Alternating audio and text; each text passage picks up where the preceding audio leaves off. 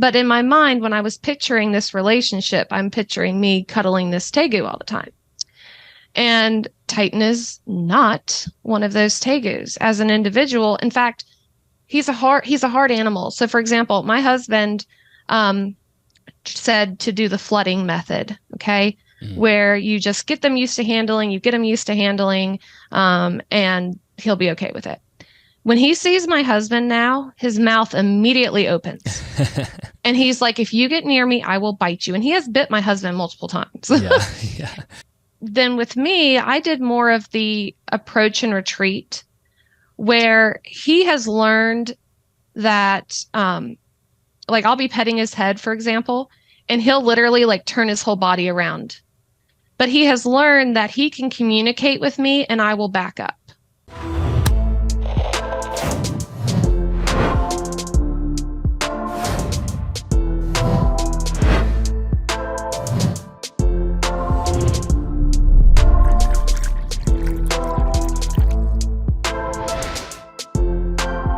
Welcome back to the Animals at Home podcast. My name is Dylan Perrin, and thank you so much for tuning in today.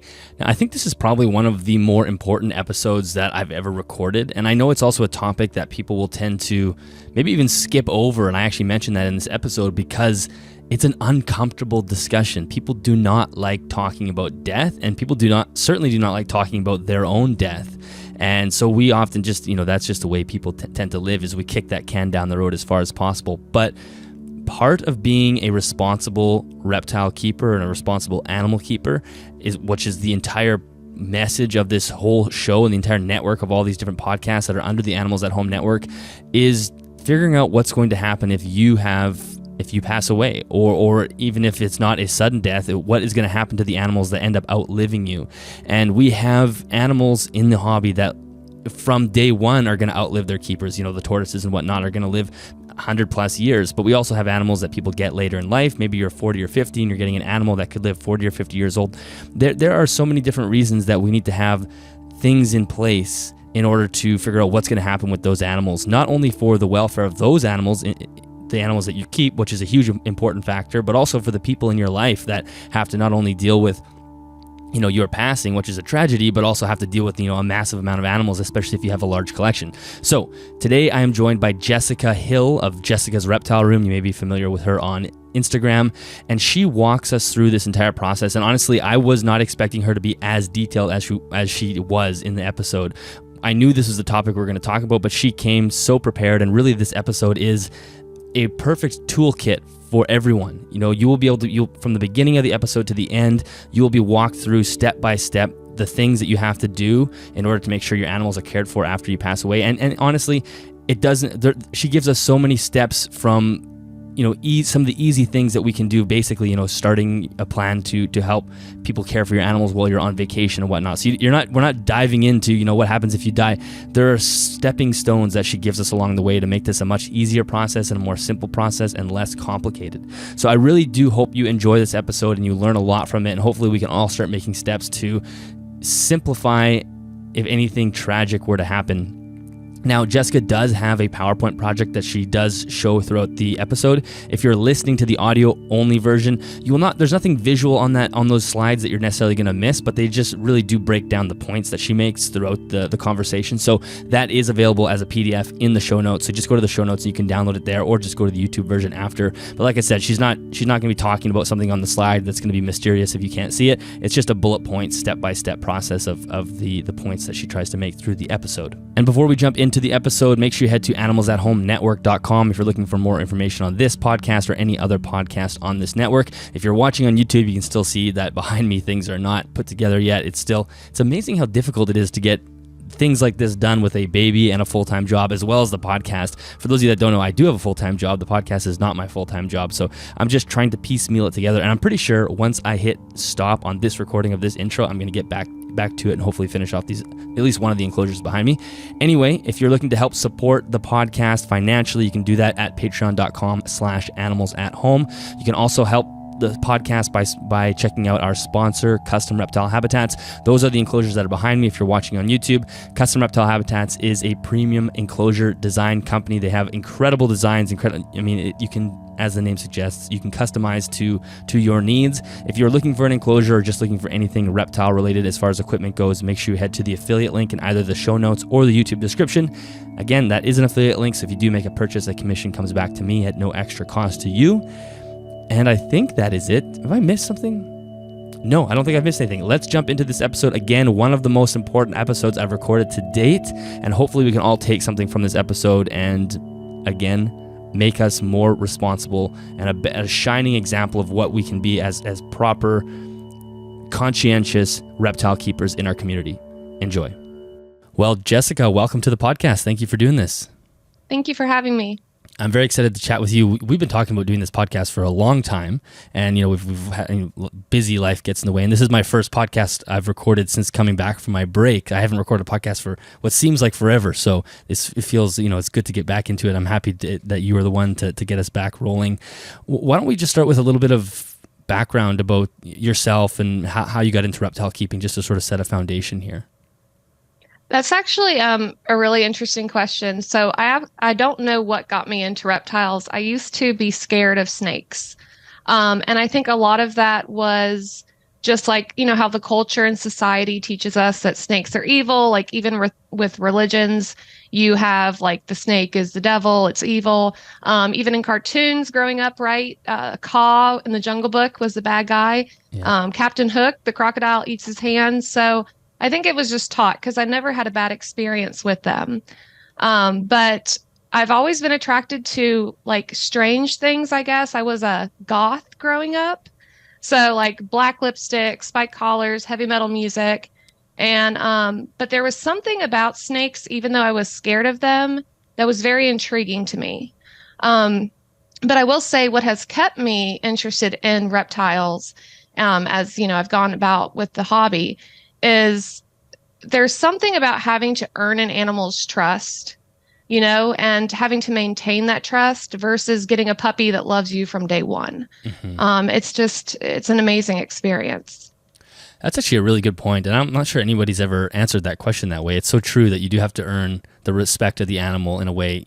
Like you said, a puppy and a kitten, they're going to be friends with you basically from day one, and most reptiles are going to be actually afraid of you, and you have to do a lot of work. And I know that you have a Tegu, and we'll talk about that a little bit later. And I know that that's probably a massive undertaking as far as socialization and training and whatnot. So, yeah, that's a very good point. And it is funny too, just thinking about the culture that you started in, talking about goth and. That is pretty prominent in the reptile hobby still, that type of individual who sort of pushes the boundaries of maybe the societal norms, and that we find a lot of people that grew up that way or still are that way that keep reptiles, or at least that's what I think. I'm not sure if you noticed that as well. Yeah, no, definitely. So it's funny because like I feel like, with the goth situation growing up, I was very misunderstood by people at school, by my parents, my family. I was kind of like the black sheep. And they automatically associated you with Eric and Dylan with the Columbine shootings in Colorado.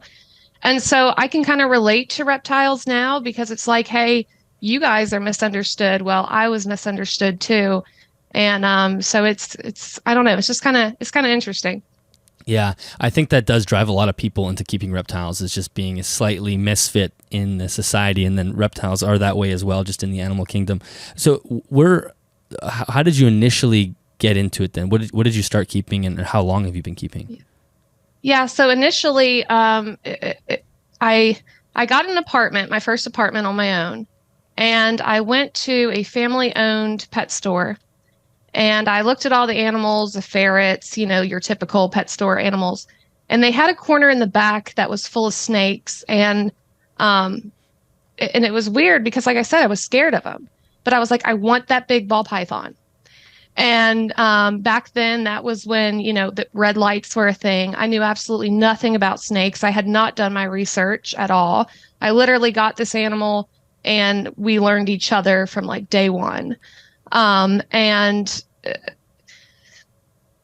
that got me into them because we grew together and we grew, as far as like understanding each other. And I learned that they're not as scary as they really seem. They're more scared of you than you're ever be scared of them. And then from there, it just kind of took off. So it went from being scared of snakes to being like crazy about snakes to where my coworkers are like, please stop talking about reptiles. Do you have anything else you can talk about other than reptiles? So yeah. Yeah, so the usual, the classic spike, and then the interest grows, and it is funny how that interest can suddenly just switch on in a weird way. And I actually had an experience not that long ago. I can respect tarantulas and spiders, but I'm not a huge fan of them. I would definitely classify myself as being like a bit afraid of them. And I live in the country now, so we get spiders in the house all the time, and I'm not afraid of the small spiders that we get in here. And I never kill them. I'll always bring them outside. But I just had this great experience a couple days ago where I was just using a little stick to brush one into a Tupperware container so I could bring it back outside. And it was just this really cool thing where the spider stayed calm, I stayed calm, and I put it back outside on the grass. And then I was like, I kind of want a tarantula now. That interest like started to. My wife wouldn't let it happen for now, but it was just it was an experience that I just had about a switch turning on where there's a fascination suddenly where there used to be more of a fear. Yeah, definitely. And I think too, like, this is very much a lifestyle, and I love the family like environment of the reptile community.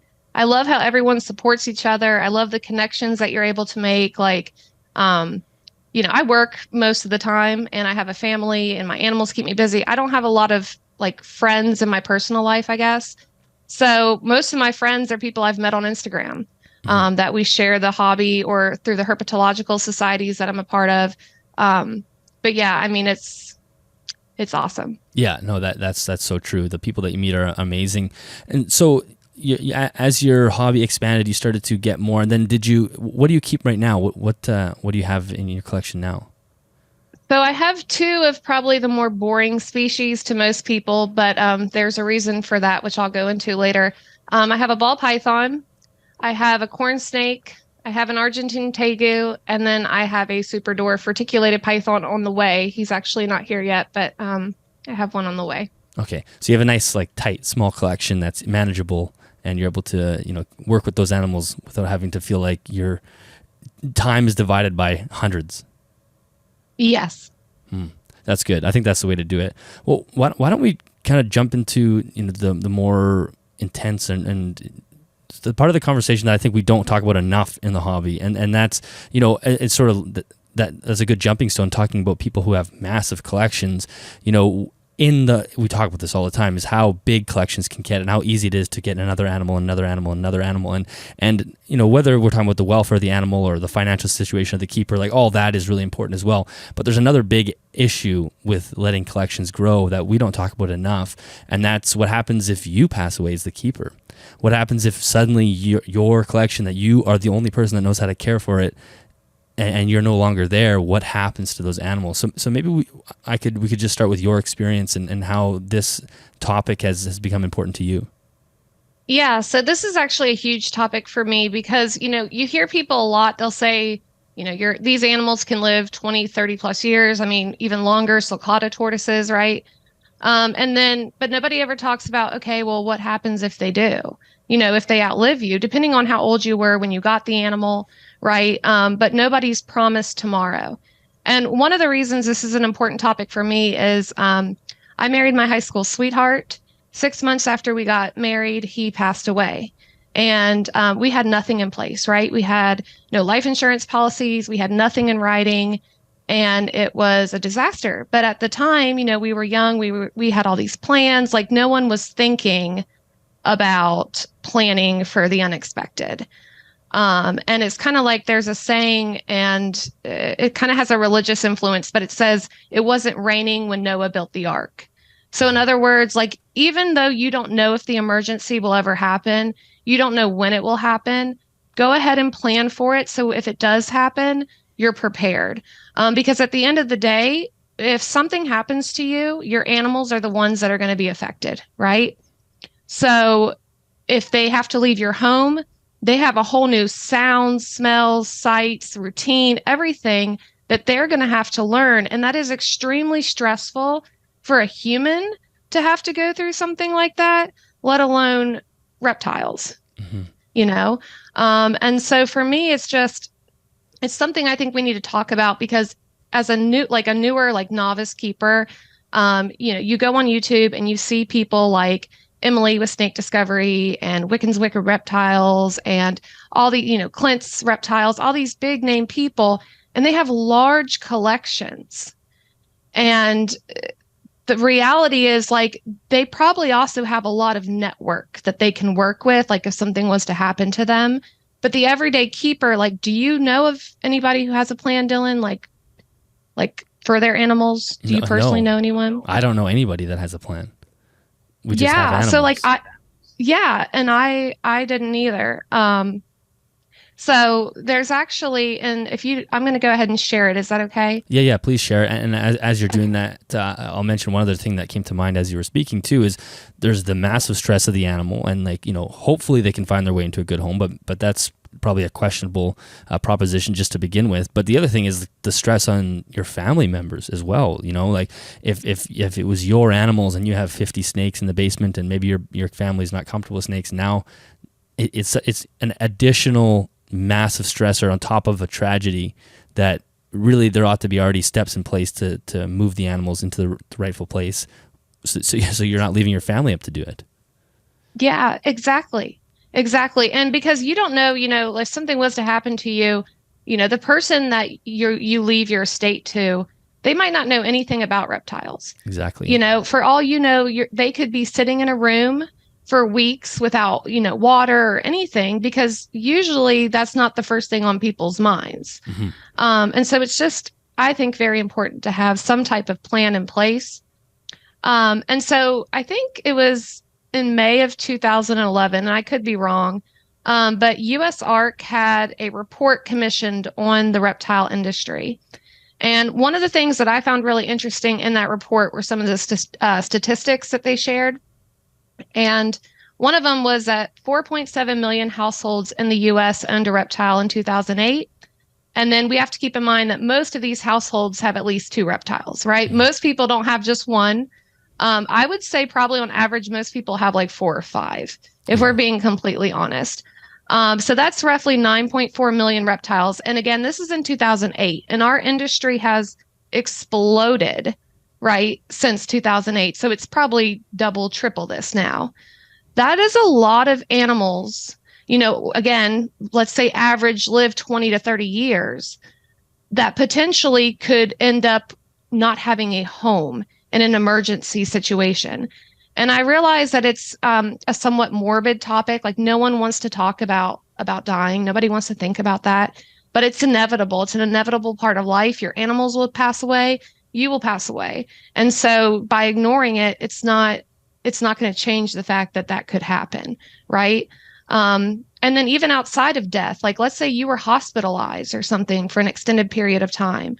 What happens to your animals if, like you said, if you have no one in your family, who knows how to thaw a rat, for example. I mean, my husband might try to put a rat in a microwave. I mean, yeah. I don't know, which would be unfortunate for him. But it's yeah, true. So people don't know, and you're kind of leaving them up with a lot of just think about how much knowledge we've all acquired as keepers over the last 5 or 10 years of keeping, however long people have been keeping, and then just to throw somebody into that without understanding anything, it would be an absolute nightmare. Yeah. So like I say, I'm a novice keeper because I do think I am, and I think I always will be, whether I've been in this for 10 or 20 years, because at the end of the day, the more I learn about reptiles, the more I realize, like, I'm not even touching the tip of the iceberg. Mm-hmm. There's so much that we don't know, and so, and I've watched hours of YouTube videos. I've read scientific articles. I mean, all this stuff. So to just leave my animals to someone, again, they probably don't know that much either. Exactly. But so let me go ahead and just kind of jump into what happens to your pet when you die. So there's 3 scenarios that can happen that I'm aware of. And I'm going to kind of list them from best to worst case. So in the best case scenario, you have someone already in place to be your pet's next caregiver. You're not just assuming that someone is going to take your animal. You have someone in place for your animal to go to. You would also have a legal document, either a will or a trust, that includes detailed instructions for each of your pets, and it may even include money to cover their expenses. So that's the best case scenario. A good case scenario is that you may or may not have an individual person in place. You might actually have like an organization that you've lined up, but you have something on paper that outlines what your wishes are for those animals so that they're not left to chance. So, for example, you can do a non-legal arrangement in writing, which we'll kind of go over a little bit of these briefly as well. But then the worst case scenario is if there is nothing in writing when you die, your property, which pets are property by law, they are considered property. They're subject to your state's intestacy laws. And unfortunately, in this situation, pets are often thrown into the nearest, most convenient shelter, which actually isn't the worst case scenario. So a lot of people think if your reptile ends up in a shelter, it's going to be euthanized. Well, a lot of shelters actually are working with rescues, and they'll end up going to a rescue. So it's not always like just because an animal goes to a shelter, it doesn't always mean that's the worst case. In my opinion, the worst case would be your animals posted on Craigslist or traded in Facebook rehoming groups where they could be resold. I cannot tell you how many times I've seen in these Facebook groups where people are like, oh, I'll take in your animal, and then they resell it. Like they've made a business out of this. Yes. And you also run the potential of someone very inexperienced getting your animal. And for me, because my animals are like my children, I love them. I don't want to take that chance. Yeah. Yeah, those are some great points. I mean, and as you mentioned, it is a conversation that is uncomfortable to have and uncomfortable to think about. And there might even be people that see this topic or the title of this episode and skip over it because there's something in us that you don't want to go down that path. But it is, like you said, it's so important. And it's funny because it's an inevitable thing. Like you said, it's something that we all have to deal with at some point. And because of the lifespan of many of these animals, that's a legitimate thing that we need to be thinking about. So as hard as this conversation is to have and think about, it's so crucial that the groundwork is done before it's too late. Yeah. And I really do hope, Dylan, you brought up a good point. I realize a lot of people might skip over this, because they might not want to think about it or they might not think it's that serious. But I hope that people will at least consider this and just think on it. You don't have to go out and do anything today or tomorrow, but at least consider it because, again, I'm assuming everyone here that's listening to this podcast cares about the well-being of their animals. That's the whole point of your podcast, which is one of the reasons I listen to it. Mm-hmm. It's an excellent podcast. So you need to also, their care doesn't just end when you end, so to speak. Yes. Well, I think a very easy way to do that is like the detailing out the care. So, if you don't want to go through the legal paperwork and you don't want to even start thinking about that, like where the animals are going to go, a good first step is just have booklets out, create a booklet. How are you caring for these animals and have that available somewhere so it's easy to find so somebody could walk in and it doesn't have to be super, super specific and all these. Oh, there you go. So that's what that is. So maybe you could just chat a little bit about what that is that you just held up. Yeah, so I actually have I have a part at the end of the presentation. Yeah, but I'm gonna go into exactly how I've set this up. And this is actually really neat to have if you go on vacation and you go for like longer than a week and you need to have someone come in with your animals or something. So yeah, but I'll definitely get to that. I won't jump ahead. Yeah, I'll let you keep driving. Yeah. But so when you're choosing a guardian for your pet, this one was actually really tough for me because my family are not reptile people. And so I really had to really think this one through. And so, I'm sure there's other people out there who have similar situations where they're like, I don't know who I would, leave my animal to. But so I want to go ahead and the first one, obviously, that comes to mind when you're trying to choose a guardian, I would say would be your spouse. Hopefully, if you have a reptile, your spouse is okay with it if you have them. So that way the animal can stay in the same environment. Again, they have the same sounds, smells, almost the same routine. It will change a little bit, but the same environment type to keep them most comfortable. The second person that I would consider would be a trusted family member. So maybe a sister, brother, cousin. But again, you want to make sure that that family member is um, over the age of 18, right? So, like, I have kids, and my daughter, if something was to happen to me, would want to keep my ball python. My daughter's 12 years old. Mm-hmm. So ultimately, that decision would come down to whoever my daughter was staying with, whether or not she could keep that animal. So just that's something to keep in mind too. And then the third option that I would consider would be a trusted friend. So someone who preferably knows about reptiles, right? So those would be the three options. And I'll go into in a minute what happens if you don't have any of those three, because you're not without choices. There are still choices available to you. But some of the things that you need to consider when you're choosing a guardian is that owning a reptile is a huge responsibility. And you need to make sure that whoever you designate knows about your decision beforehand. So, in other words, don't surprise them, right? Like, you need to make sure that they have agreed to take on this responsibility. So don't just assume. You need to have a candid conversation with whoever you designate as their primary caretaker. Mm-hmm. Yeah, that's a great point. It's not like a scene in a Disney movie where the main character gets a will dumped on them and suddenly there's a bunch of things they have to figure out. Like, you have to, they have to want to do that. And it wouldn't be fair to dump them on somebody without that conversation. Exactly. And at the end of the day, it's not fair to the animal, because you're putting them in a potentially bad situation if that person is like, I don't want anything to do with this. Yeah. So for me, it always comes back to my animals. And that's, again, for me, just the biggest thing in all of this. And then you also need to consider, how many animals do you have, and which species are they willing to take responsibility for? My sister will probably take a ball python from me. She will not take my Tegu. Right? So you need to have that conversation with those people and ask them, like, what animals are you comfortable with? What species are you comfortable with? And then if you do have several pets, which the majority of us do, you may need to find them different homes. Right? They might not all be able, especially with larger collections, they're probably not going to be able to all go to one person.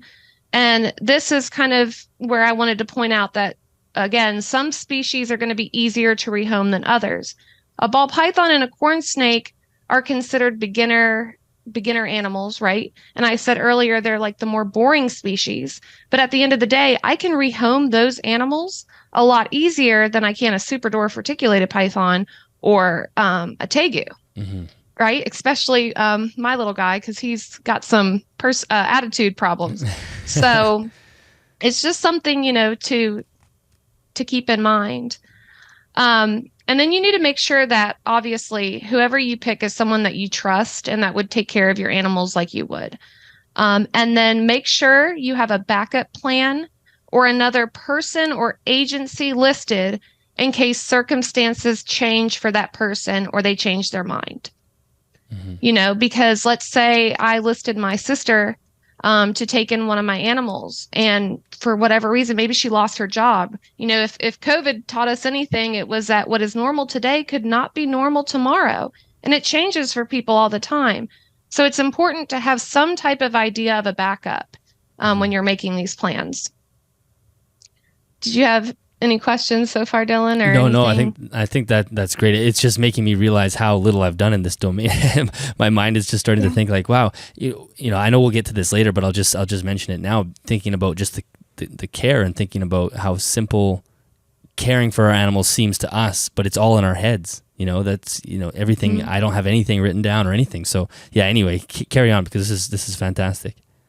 Awesome. Okay. Yeah. So then the question would be, what if you don't know anyone? You have nobody in your family. Like, are you completely screwed? Like, what happens? Like, what happens in this situation? Number one, I'm a huge cheerleader for your local herpetological societies. Get involved with the local herpetological society and talk to your society about, in a situation where something was to happen to its members, are there people in that group that would be willing to take in other people's animals? Because these people, obviously, if they're in a herpetological society, they're passionate about reptiles. They have some type of experience with them. So this would be, I think, a great thing for people to consider. The second one would be a rescue, preferably one that is a reptile rescue. We have one here in North Carolina. It's called Be Wild. It is an amazing rescue. And so that would be another organization that you could list.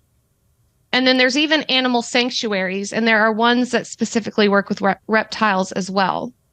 But with any of those choices, there are things that you also have to consider.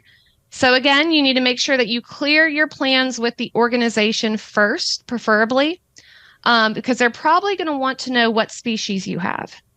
So I reached out to a reptile rescue that is listed on my document as an absolute last case scenario. And that was the first question they asked me: what do you have? Because they need to make sure that they have the resources and the space to be able to take in that animal at a moment's notice. And then you also need to consider discussing your wishes with them. So like I have custom reptile habitat PVC enclosures. I want my animals, if something happens to me, to stay in those enclosures. I don't want them to be downgraded, in my mind, downgraded, but I don't want them to go to something else. Like these are their lifetime habitats.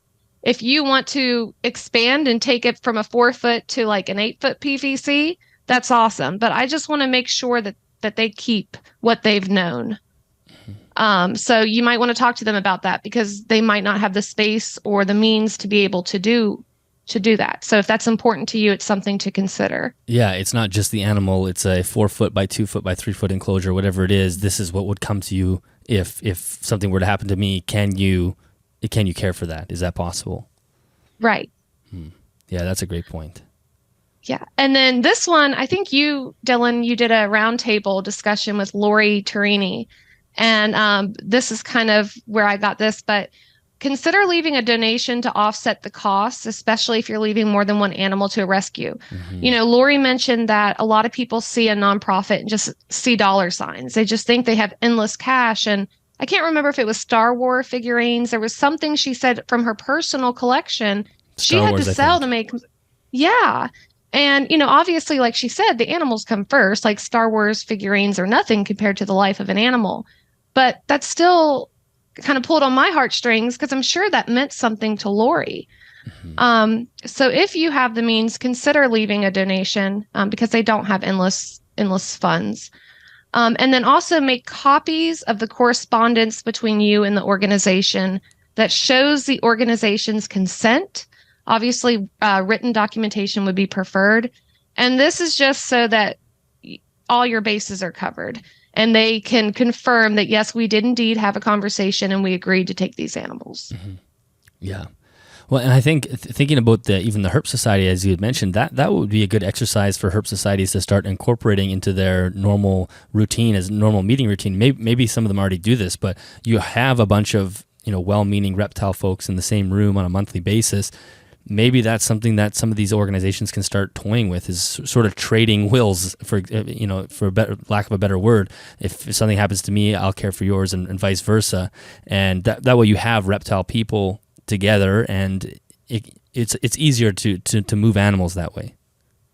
Yeah, I hope so. Like I said, if we can just get a conversation started, I think that things will progress from there. But if we can at least get the conversation started, that would be amazing. Yes, absolutely. Yeah.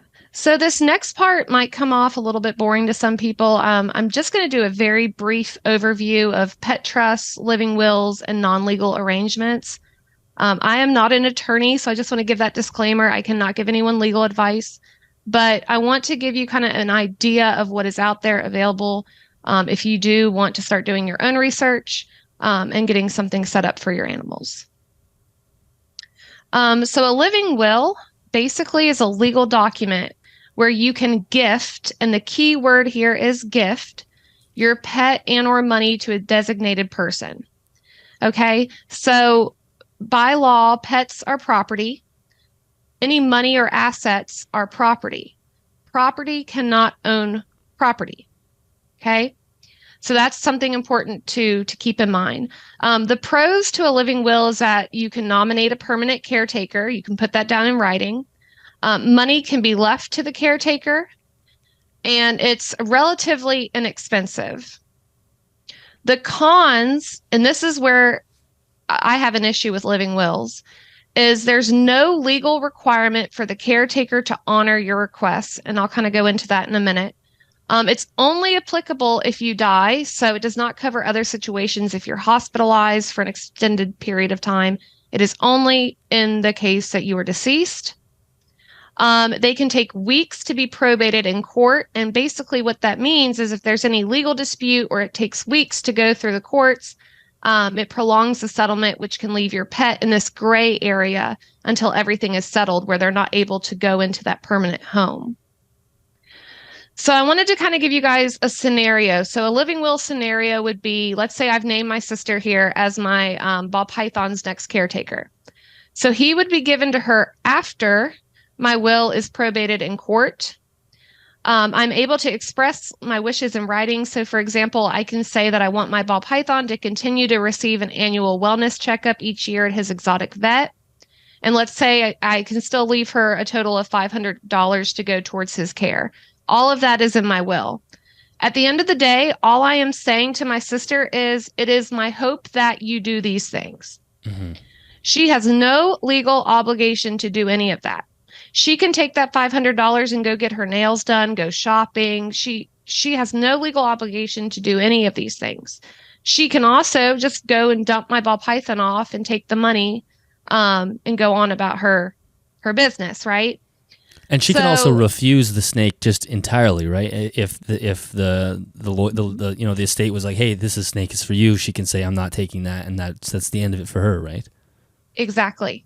Yes, because it's a gift. Right. That's all it is. It's a gift, and she can refuse that gift. And in that situation, then it leaves, who's going to decide where the animal goes. With pet trusts are also a legal document, but they're very detailed, and they allow you to leave money and instructions specifically for your pet's care.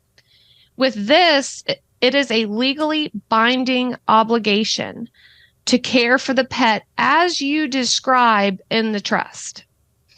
So the pros of this is a trust protects your pet if you're unable to care for them, whether you are deceased or you're in the hospital. It covers living and death situations.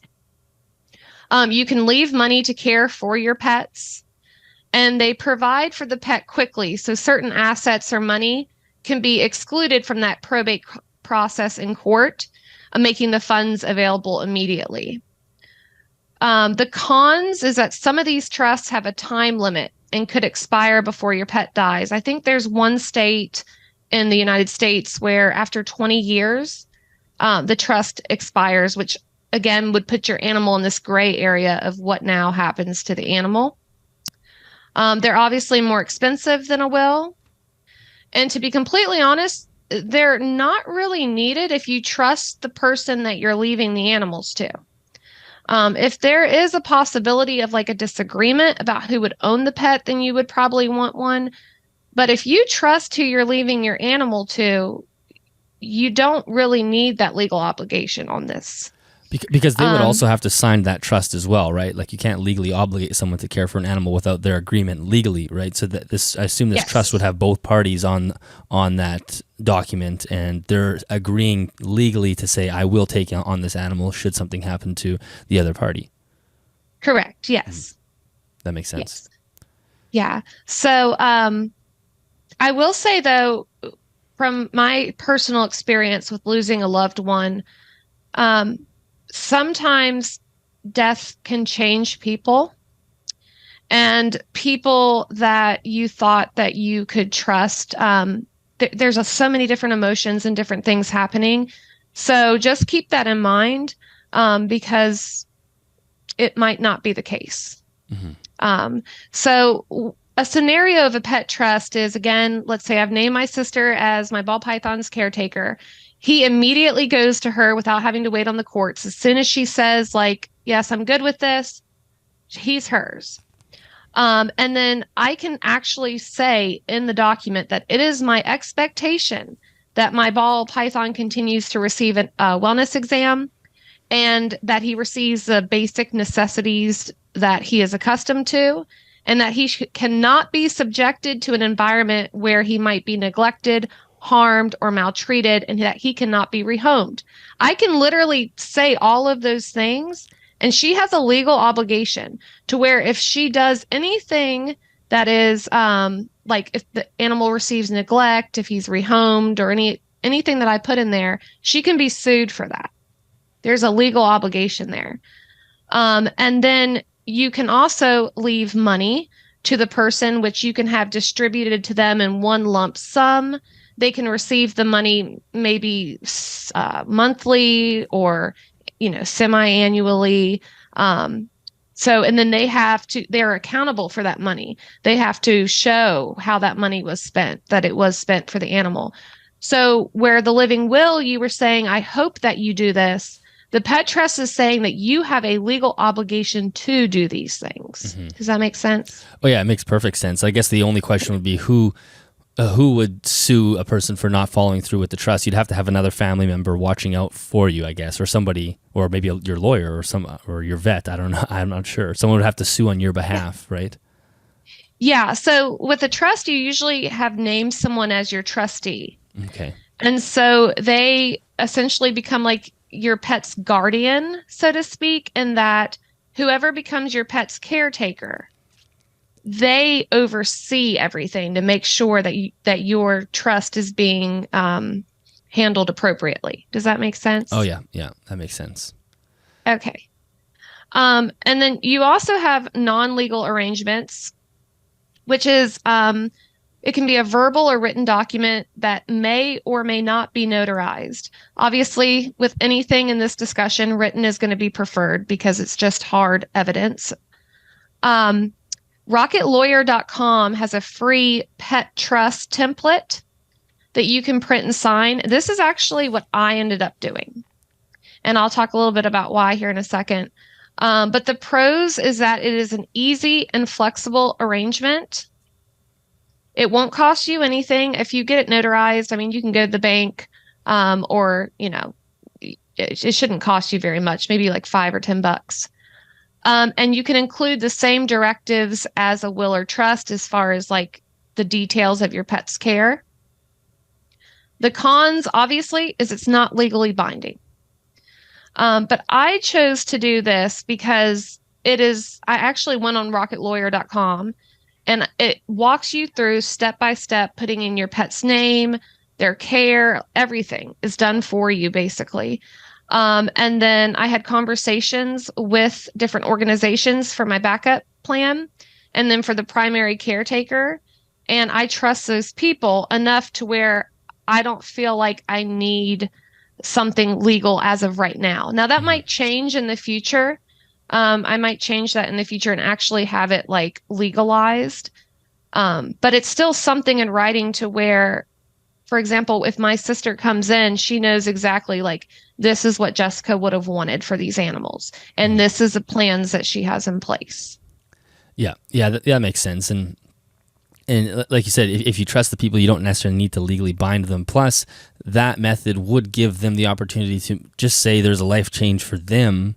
And they would know, okay, Jessica would really appreciate it. If it doesn't work out for me, I know at least one other home or a rescue to move this animal to continue the quality of life. It's not legally binding them to caring for that animal for sort of perpetuity is probably nice as well for that individual, Right.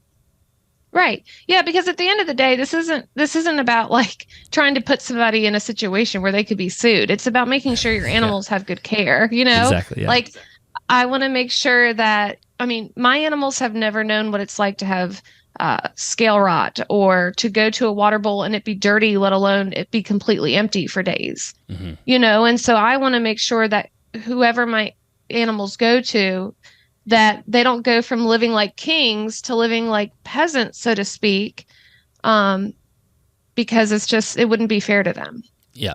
And that's part of the responsibility of being an owner in the first place, is making sure that they are cared for the entirety of their life. exactly. So this is, I guess, kind of where we'll go into what you should include with your arrangements. So I kind of showed you earlier, it's a binder. It's a 3-ring binder, and there are literally dividers in here for each animal that I have.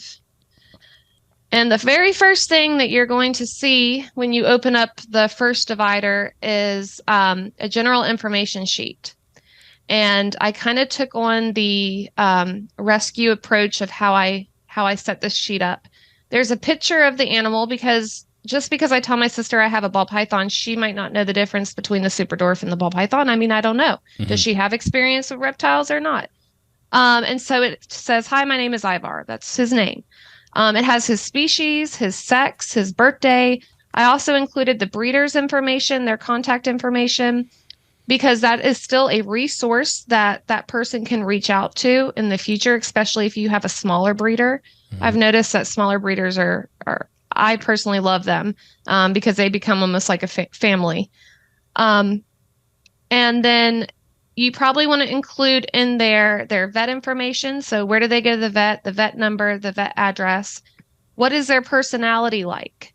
So I mentioned that like I was scared of snakes, and I'm not scared of snakes anymore, but I still have a healthy respect for reptiles that I don't know. You know, I want to know what is their personality. Mm-hmm. And so letting people know what their personality is. And then the way that I worded this document is how the rescues do the approach of like you're writing it from the animal's point of view. Yeah. Because I feel like it pulls on people's heartstrings a little bit more, right? And especially with reptiles, like they're not exactly like, you know, seen as these like cuddly, sweet things.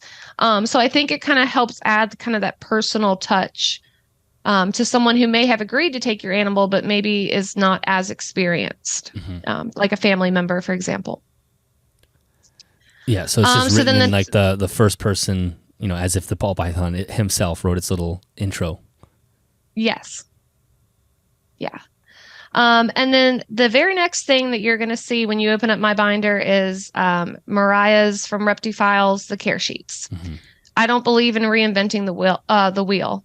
She has done an amazing job. She's very thorough, very accurate. I trust her information.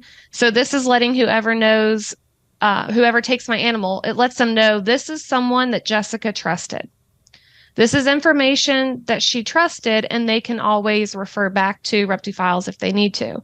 What I've done with mine is I actually go through and I highlight certain things. So like Mariah will list out like good substrates, for example. I'll highlight what substrate that I use. And then I'll like for the temperature, like let's say I notice that my animal prefers a certain temperature as an individual.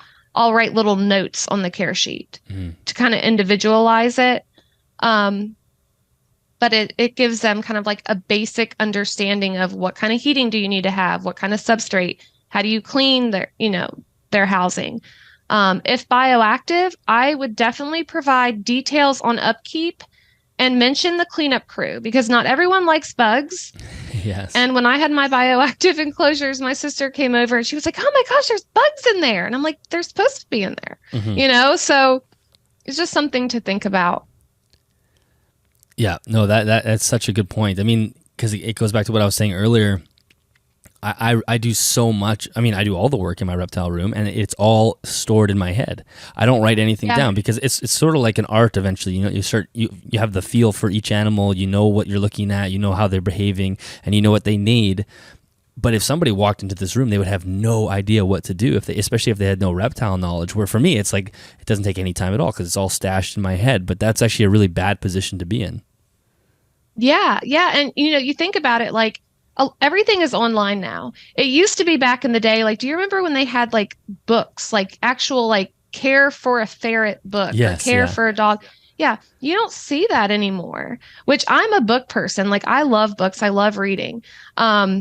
So there's nothing really out there. And if there is something out there, it's probably outdated information. Yeah.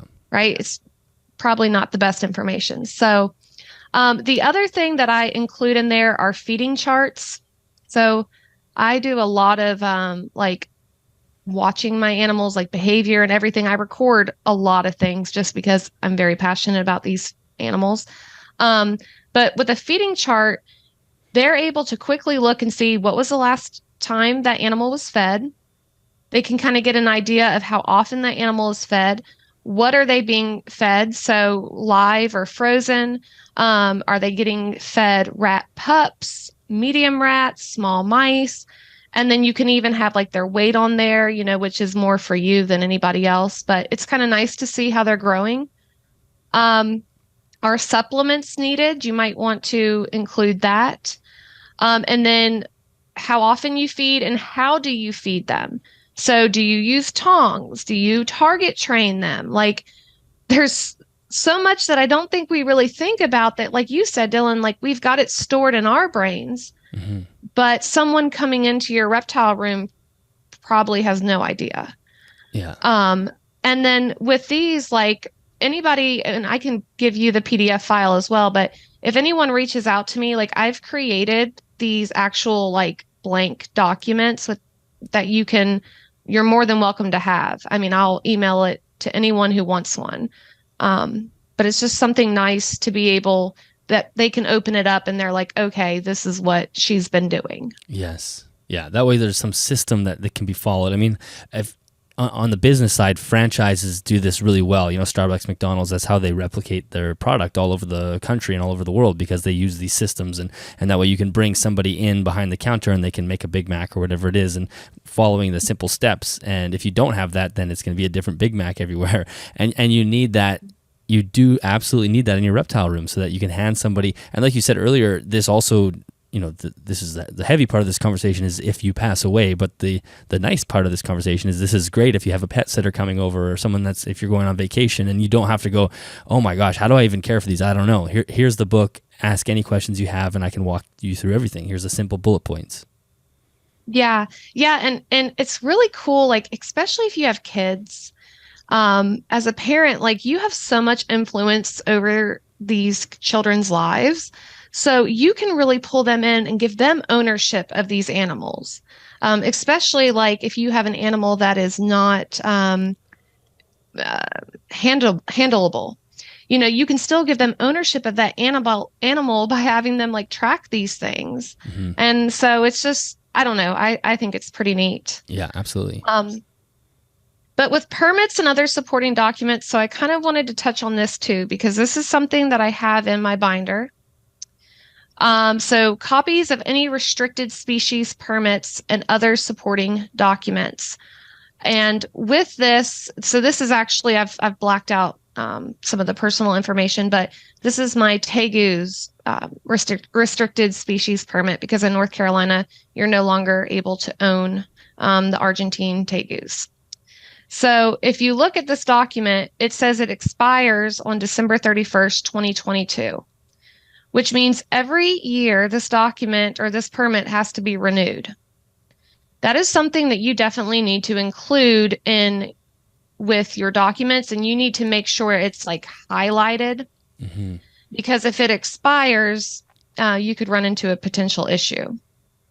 And so it's kind of interesting when all this stuff happened with the Tegu ban here, I was on all the calls with North Carolina Wildlife Resource Commission and USARK, and they ended up passing the ban anyway. And I got in touch with someone at the North Carolina Wildlife Resource Commission, and I basically was just respectfully telling them I did not agree with the decision. I didn't think it was based in science. And they sent me some of their research articles that they had used to go with the decision, which whatever. But I ended up getting in touch with the lady who was in charge of permits. Because a lot of times when you call the Wildlife Resource Commission, you get all these different people, and quite frankly, no one knows what they're talking about. They all give you different information. But she was actually in charge of the permits. And so I started talking to her and I said, I realize that this is what it is. But what happens if something happens to me? What happens to my Tegu? how like there's no inheritance clause. And I don't think a lot of people realize that. And I actually confirmed this with Phil Goss with US Arc. I emailed him and he was very nice to get back with me. And he confirmed that there is no inheritance clause in this law that they passed, and that they tried to work with them, but they refused to work with US Arc. So this leaves like more questions, I guess, than answers. And so I was talking to her, and she basically told me, don't worry if something happens to you, just have that person send in your will and we will re-permit the animal to anybody in North Carolina, basically, as long as that person is on your will. Mm-hmm. And so I was like, well, I need something in writing, because you're saying that, but there's no inheritance clause. So I need something that shows, and basically... Because the permit is attached to you, like your name is on the permit. So it's not like it's a permit for the animal. Like partly it's that, but it's the permit is given to you. So like you said, if you pass away, then he's no longer a permitted animal because your name is on there and you've passed away. Exactly. Yeah.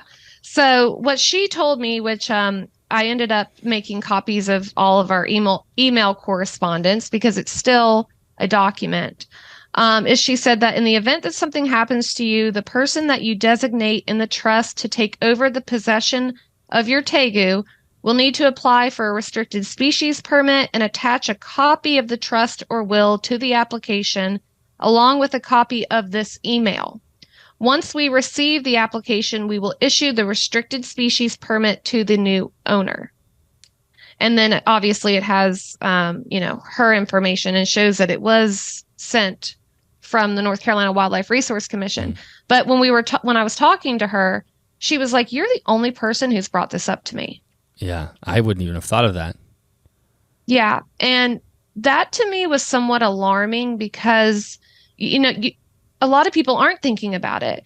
And, but like I said, when you have an animal that is permitted to you, that animal is permitted to you. And now, yes, he could be given to an educational program here in North Carolina. But there's a lot of gray area, and I did not want to have to worry about that. Mm-hmm.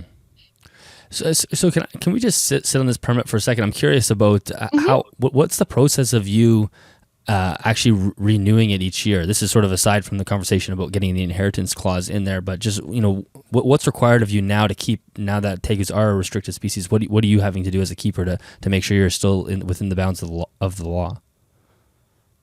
So North Carolina appears currently to be somewhat lax on Tegu keeping. Like I know there's some states where, if you keep them outside, there's like very specific requirements for their caging. Here, the only thing they tell you is it has to be an escape-proof enclosure. That's so just literally just an enclosure. Yeah, just an escape-proof enclosure. But you do have to have them re-permitted every year, which I think it was like $10 for the permit fee.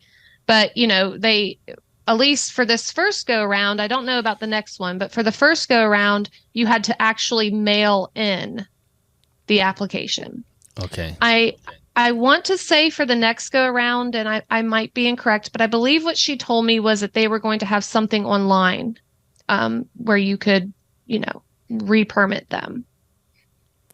So it is yearly work that you have to do, and yeah, so it's, I mean, there's everyone has different opinions about those types of restrictions, and typically it's the people that are doing things right that pay for it, because I'm sure there are lots of people that have Tegus that are not going through this process, but at least it's better than having to give up the animal entirely. Yeah, definitely. So when it comes to permits and stuff, I do think that, there are some species that it should be a little bit harder to obtain them. But with the Tegu ban here, I mean, it's just not, I don't believe it's realistic. Mm-hmm. I mean, it gets so cold here. I have a very, very hard time believing they would be able to survive our winters. Yeah. Even we are in the South, but it still gets cold enough. I cannot believe that they'd be able to survive. But then you have people like, I have a family member, Dylan, that actually in my trust, it says is not allowed to have any of my animals because this family member, at one point had said that they wanted a snake. And they said, but I don't want a snake that's going to bite me. And I'm like, well, anything with a mouth and teeth has the potential to bite you. I mean, I could bite you, right? Yeah. And her comment was, well, if it bites me, I'll just cut off its head or I'll let it go in the wild. And I'm thinking, so you want to get an animal that's not even native to this animal. And this is a mind frame of some people. Mm-hmm. And it's horrible because for us, like the responsible, keepers and that care about these animals, like we're the ones who suffer because then we get these laws and regulations because of people who could care less. Exactly. Well, I hadn't even thought about that side of the will is blocking people from taking animals too. That's something that you also have to think about. Yeah. Yeah. I mean, unfortunately, it's everyone looks at things different. Everyone has a different worldview or a lens which they see things. Mm-hmm. But it's definitely something to consider, especially if you've heard comments that are a little off. You're like, you might want to think about it.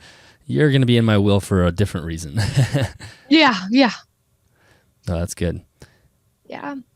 So basically, just to kind of summarize, regardless of whether you want to go the legal route or if you decide to make non-legal arrangements, my point is it's important that you have some type of plan in place for your animals. And my hope is that people will at least begin thinking about some of the topics that we discussed today, Dylan, and that, these are greatly going to affect their care and well-being in the future. And remember that I hate to sound like an animal rights type person, but they really don't have anyone to advocate for them but you. And when you are gone, it is very important that you continue to be their voice by leaving those detailed instructions to make sure they find good homes. Because the day that you say, I'm taking this animal, you are taking over that animal, for the remainder of that animal's life. So if that animal outlives you, you still need to make sure that you have made plans for that animal. Yes, it's part of the package of being a keeper. It's part of the package of keeping reptiles is making sure that beyond your care, whether that's through injury or ill health or death, there's still something there, and we just do not think about that. People don't really think about that for any pets, not just reptiles, but there's an added layer with us because of the animals. The lifespans, these animals do live quite a long time, and it's not like you're trying to find a home for a dog that is 10 years old and has 3 or 4 more years of its life. You might be looking for a home for 40 years for a tortoise or even a snake. So it is, like I said, it is one of those conversations that people don't want to have, but it's so crucial, and it also adds more responsive, or not, that's not the word I'm looking for. It just makes us look better for the mainstream people who are not reptile people. If we can show them that we do have animals that live for a long time, but we're making sure we're doing all our due diligence to make sure that these animals aren't just ending up in the rescues. And there are some great rescues up there, but the rescues certainly don't want everyone's animals to get dumped to them, right? We want to make sure that we have paths in place to move these animals to proper homes, so it doesn't look like we're creating some sort of calamity. And that's why I kind of wanted to touch on, you'd mentioned that you felt like a novice keeper, and that's kind of how I feel as well. And we had talked about those big names, watching YouTube and getting influenced by some of those keepers out there who, whether or not they're a great keeper is sort of beside the point. The point is that they have huge collections, and even if they say this is the way I care for I have this many animals and you shouldn't, it's still easy to get influenced by that and want more and more and more. And so what did you do to sort of bolster yourself to stop that from going down that path? Was it mostly associated with all of this? This was a large part of it. So I'm going to be honest with you. I know myself. I can be an impulsive person. Mm-hmm. So there was a point I was not allowed to go to reptile expos because I knew that I could talk myself into, over the edge quicker than anything. So that's part of it is realizing, do I have enough people for all of my animals already? The fact is, I don't. Titan, my Tegu, I don't know who he would go to. Mm-hmm. And that very much bothers me because Titan is, everyone, I think, when they think of a Tegu, and I'm guilty of this, you think of the puppy dog tame, they want to cuddle with you, and when I got Titan in my mind, I knew that, there was a chance that he could be at one end where he could be super confident. He could be at one end where he was like super defensive, or he could be where most Tegus are, like in the middle. But in my mind, when I was picturing this relationship, I'm picturing me cuddling this Tegu all the time. And Titan is not one of those Tegus as an individual. In fact, there was a point I've never rehomed an animal, but I was seriously considering rehoming Titan. Mm-hmm. And finally, the person that I was talking to, they were like, I can tell you really don't want to let this animal go. And I'm like, well, because I've made a commitment to him as an individual. He is, he likes to do his own thing. He just does not want to interact with people. He wants to do his own thing. But he's a hard animal. So for example, my husband, said to do the flooding method. Okay. Mm-hmm. Where you just get them used to handling, and he'll be okay with it. When he sees my husband now, his mouth immediately opens. And he's like, if you get near me, I will bite you. And he has bit my husband multiple times. Yeah. And luckily he's still small. Yes, that's exactly right. And so then with me, I did more of the approach and retreat, where he has learned that, like I'll be petting his head, for example, and he'll literally like turn his whole body around. But he has learned that he can communicate with me and I will back up. Mm-hmm. But he also, every once in a while, will seek me out. But he's just, I can't imagine him in just any random home, because he's just a very insecure animal as an individual. And like you said, I mean, once he's an adult, he has the potential to do damage to somebody if they don't know what they're doing. Mm-hmm. Yeah. Well, and that's where the topic of what species we keep in the hobby and whatnot kind of comes into play. I mean, it's so easy to go out and buy, a mainland reticulated python and do a great job caring for it. But it's another thing to get somebody else to do that. And I think we all know how much work it is to learn an animal and to learn how, every animal is different. You can learn its body language and its behavior, and that is too complicated for someone else to just take on a whim. So that's where and I can see why that would stop you from going down the road of getting a bunch of animals, because it's just too much work for you to get all this paperwork done, right? To be able to actually find homes for everybody. Like if we're actually thinking about these animals from a life to death situation for their lifespan, you have to go through all that, and that's a lot. Mm-hmm. Yeah, and I'll tell you another thing. Like I have a pretty small reptile room, and everybody can do them, but I have never really been attracted to the rack systems personally. It's just not something that I've been attracted to. And when I started filling up this room with enclosures, I started thinking like, oh, well, my ball python really doesn't use this 4-foot enclosure too much. I mean, he does when he's hungry, every once in a while he'll come out and he'll go around, but for the most part, he likes to hide.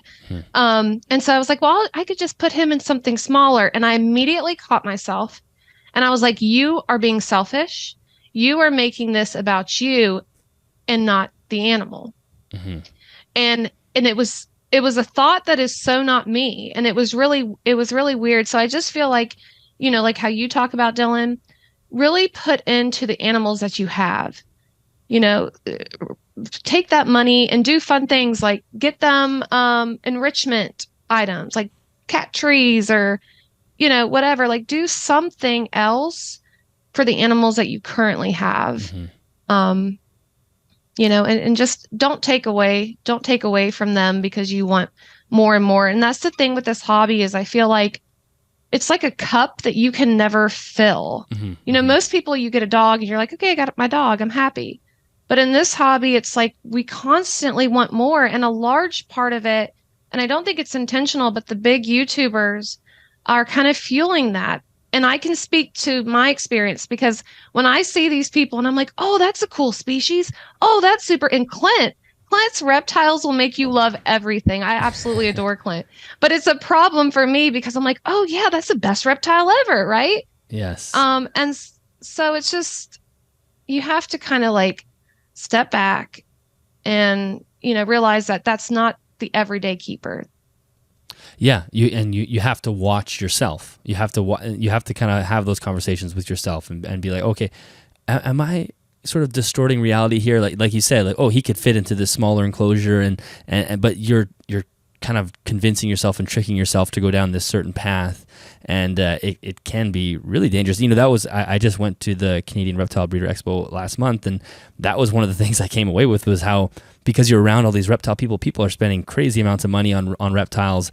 And although it was amazing to be around these people, that influence of just being there was like, okay, I want to buy this, and everybody else is buying it, so why I should just get in there and do it too, because it's in some ways it's like peer pressure, but without the actual peers pressuring you, it's just the norm of that group. People are buying stuff, and there's nothing wrong with people making purchases, but it makes it easier for you to get yourself there. Like, I could just buy a new animal, I can make it work.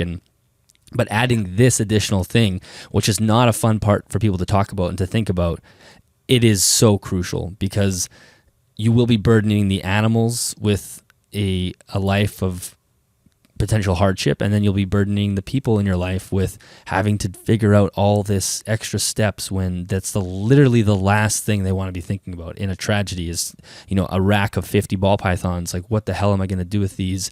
My wife wouldn't even know who to call. She wouldn't even know a reptile person, like she would just, I don't know what she would do, and luckily I don't have 50 of them, but that'd be the case for many people. Yeah. Scary. Yeah. It is scary. So I think this is a very important conversation, and I'm amazed that you put all. I didn't know, for the listeners, I didn't know that whole presentation was going to be so thorough. I'm super happy it was, because this will be a perfect sort of what to do. You can follow these steps and at least start with the care guides and have something there in the room where someone can walk in and pick up from where you left off if needed. Yeah. Yeah, definitely. Like I said, I just hope that people at least begin thinking about it, and like I said, I know it's not something anyone wants to think about, but it's just so important for your animals, if you love them, which I assume most of us do, yeah, it's just important. Yeah, it's funny how hard it can be to, that message I do promote all the time is doing better with your specific animals, but it is hard to do that sometimes, because sometimes you want something new and there is that pull to add, but like you said earlier, having the animals first makes the decision very easy. What is the best for the animals that I currently have, and how can I make the next steps? And it sort of simplifies your path a lot more. Yeah. And then too, make sure that, you completely understand what you're getting and what your expectations are. I think Lori Torini does a good job of talking to people about that. So a ball python, if you're looking for a snake that's always out and active and that you can really, really do things with, might not be what you, want to get. I love my ball python. Don't get me wrong, but he hides 95% of the time. And when he does come out, it's because like I've put something in there that he doesn't know the smell of it, or it's different, or he's hungry, at night, and I let him get hungry before like I feed him. Like I wait for him to show me he's hungry. But it's not, you wouldn't even know there's a snake in this enclosure, right? Yeah. So. And I think to wrap up, I know I kind of wanted to talk about a little bit of the bioactivity, because it sounded, you had mentioned that earlier, that you had, I think it was the ball python enclosure maybe, that was bioactive. And this sort of goes along with this sort of concept or mindset of feeling like a novice, which is, I think, a perfect way to describe how everybody should approach their care. I think that's one of the worst things about herpetoculture, is people approach way too much as, self-pronounced experts and they stopped Yes. learning. And so can you tell me about this experience of having sort of that novice sort of open-mindedness and then attempting bioactivity and then stepping back out of it, and we'll go from there.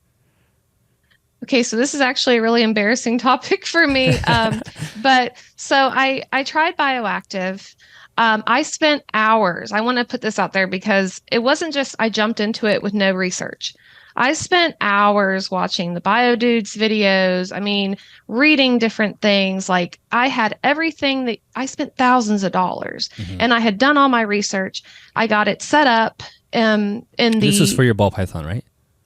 well, for my Tegu and my ball Oh, okay. python. Oh, wow. You went to the Tegu too. Okay. Yes. So, they were for what, for someone who had never put together anything, and I'm not artistic, like I thought they were beautiful enclosures. And they did very, very, very, very well. I had so many isopods and springtails. I mean, like everything was flourishing. The problem was, it was like, it was too good of an environment because I live in the country and I live in an older house. So, there's pests can get in here from outside. But what happened was there was a white, almost like fungus on the soil. And I had gotten my everything from the bio dude and I reached out to them and I said, "Hey, like, what is this? Like, is this bad? Like, what is this?" And I got a response back that said, "Oh, it's kind of like new tank syndrome. Like the soil will take care of it. Don't worry about it." I'm like, okay, okay. And then I started getting other things like these moth, like that are attracted to light that were breeding in the enclosure and they were thriving and doing so well. And because there was not a predator in there to keep them under control, because Titan and the ball python, or the Argentine Tegu and the ball python, don't eat insects, they just took over. And and then I had found, so I have a universal rock bowl. And if you flip them upside down, it almost looks like styrofoam. Do you know what I'm talking about, Dylan? Yeah. I have a couple of them. Yeah. Okay. And there was a black widow, which I'm not a spider person. I don't mind house spiders. But when I saw the black widow, I was just like, I'm done. Yeah. Like I'm done. But even with the black widow, I was like, like that's not like the end of it. What actually was the I'm done was when I noticed that the moths were becoming so much of a problem that they were bothering my Tegu. They were flying in his eyes. They were bothering my ball python. And I'm like, okay, let me go back to my why. Why did I go bioactive in the first place? I went bioactive because I wanted to better my care and I wanted to take my animals, as close as I could back to their natural environment. But this is not better care when you have pests that are bothering the animals. And so I took a step back and it was really hard for me because I'm like, I did my research, I spent all this money and I failed, it didn't work. And so I had to take a step back and go the more sterile approach. And then it was interesting because I actually talked to a person that works at the zoo near me and a vet. And they said the problem with bioactive too is that when you take an animal back as close as you can to its natural environment, you do run the risk of introducing them to things that could make them sick. And I realized like I was sending pictures to the bio dude for like everything. Like literally, like, what is this? Like, what is this? What is this bug? And then I stopped and I'm like, hold on, this is not their job. If I don't know what this stuff is, I shouldn't have this. Like if I don't know if this is going to harm my animal or not, if I can't identify these things, I shouldn't have this. And so it was really for me, like I said, it was embarrassing.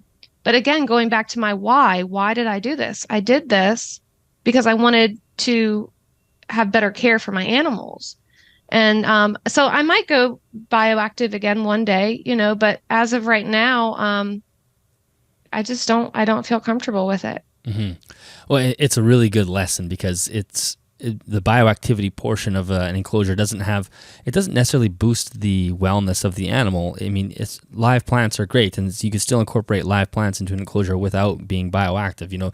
I think it's such a. I've had the similar things where I haven't had the moths, but I've had outbreaks of garden millipedes, and they actually are a great cleanup crew, and they're not. I hate the way they look, but they don't bother my geckos, but they're kind of gross, and they flourish, and it's one of those things where you're like, oh, this is just so annoying. Like, you are not the bug that I want living in here. I have other specific bugs that I want in here, but if you create an environment that works really well for isopods, it's going to work really well for everything else, and it's an undertaking that not every animal needs. And I think that's just as simple as it is. And it's not a downgrade in care to step away from bioactivity. It's just, it can make more sense for many keepers. Well, and I had no idea that like spiders love isopods. Like that is what they love them. And so like I literally had like spider webs like in the corners of the I mean, it was a mess. And so it just didn't work for us. But I do think, like I said, it was a bummer because I spent a lot of money and I did my research on it. But yeah, definitely not. It can overcomplicate things for sure. Sometimes it's easier just to have live plants in a pot that are secured so the snake can't knock them over and keep the cleanup crew out of there, so you're not creating that environment that just breeds everything. And I would freak out as well if I saw a black widow in one of my enclosures. Yeah, it was an ordeal for me. But too, like with the bioactive enclosures, you can't really change things up. Like for the most part, your plants are like planted where they're planted. You can introduce new things like different objects in there. But that's one of the things that I like about the more sterile environment is that I'm able to monitor it a little bit easier, obviously. And then I can also change things easier, which I've noticed, like, especially for my ball python, he will come out, like if I move a plant, like a fake one of the artificial plants that I have, he'll come out to investigate it. Yeah. And so, as far as that goes, I mean, at the end of the day, as long as you're giving them things that they can explore, like sensory type items that they can explore, cognitive items, and giving them exercise, it really doesn't matter. I think the bioactives, like I said, they're beautiful, but it's very complex. And I know that John Courtney Smith, I think Dylan had talked to you about the importance of a drainage layer. And I don't know if maybe that was why, because I didn't have a drainage layer. Like if it was creating like an environment that was a little bit maybe too wet, and that's why everything was flourishing so much. It's hard to say, right? It could be any reason, any number of reasons, really. And as you said, you're creating an environment that grows life, and random life that you don't want is just going to pop up in there. Yeah. Well, Jessica, I really appreciated this podcast. I think this is one of probably the more important topics that I've probably ever covered on the podcast. We talk about welfare of the animals, but we never have taken it to this extent. And there's so many facets of this conversation that are important, whether it's for the family members that you share your home with, and of course your animals as well, and just the appearance of the hobby in general to the outside perspective. We don't want to be seeing keepers pass away. Of course, we don't want to see keepers pass away, but we certainly don't want keepers to pass away and then the news story to be that there's 75 snakes that now have to be euthanized because there's no place for them. And that does not look good when we have, on the news and whatnot. So I really do appreciate you covering this topic, and how thorough you covered it as well was fantastic. Can you let everybody know where you can be found online and your Instagram handle? So I'm at Jessica's Reptile Room. So you can find me on Instagram, and that's where like I kind of share some different things. I do some different educational hands-on programs with reptiles here in the area in North Carolina. So, but then a lot of it is just I'm looking, to connect with other people and just and go from there. So. Awesome. Well, I'll make sure that's in the show notes for people to go find, and hopefully the listeners go and say hi. And I really appreciate the time you spent with me today, Jessica. Thank you very much for being here. Yeah, thank you for having me. All right, that is the end of that episode. Jessica, I cannot thank you enough for putting together such a thorough presentation for us. Again, if you are listening on the audio version, you can head to the show notes so you can download the PDF version of her PowerPoint. That will just give you the full bullet point list of the steps that we need to take. It is so helpful to have somebody lay that out. Like I said in the intro, people don't want to talk about this. This is a very uncomfortable discussion, but so many of us are in a position where we are highly exposed if something were to go south, if something tragic were to happen. If you have 50 or 60 animals and you suddenly die and you have no place for those animals, you are really burdening your family with a tremendous amount of work, not to mention who knows what the welfare of those animals might end up. They could easily just be euthanized. They could end up in very poor situations, or you could imagine that your family might just have to give up animals just to give them away so they get them out of the house and so they can continue focusing on the rest of the tragedy. So again, this is not a topic that anybody likes to discuss, but is a topic that we absolutely need to discuss if we want to continue to push the needle on responsible keeping. So, this is a big part of responsible keeping that we don't talk about, and we should. So thank you very much, Jessica, for bringing that to the podcast. Listeners, if you enjoyed the podcast, make sure you share it. Again, as I said, this is probably one of the more important topics that I have discussed, so this one is worth sharing. So share it far and wide to the rest of the herpetoculture community. If you are interested in supporting the podcast financially, you can do that over at patreon.com/animalsathome. You can join us on the Discord there, and we have lots of conversations just like this in the Discord chat, and you can also join us for Keeper Chats as well, which is just a point in time where we have everybody, myself, Liam from Reptiles and Research, and the listeners, we just hang out on Zoom for, last time it was 3 hours. Normally we try to aim for 2 hours, but sometimes we get into great conversations and it ends up being 3 hours. So the next one of those is coming up in November, so make sure you're signed up if you want to join us there. Thank you so much to Custom Reptile Habitats for sponsoring the podcast. Again, that's what's happening behind me. We are in the works of creating a beautiful studio sponsored by Custom Reptile Habitats. So if you're looking for new enclosures, make sure you head to their link in the show notes or the YouTube description. That is an affiliate link. So if you make a purchase, a small commission comes back to me at no extra cost to you. And I believe that is it. Thank you so much for listening to the episode, and I will see you in the next one.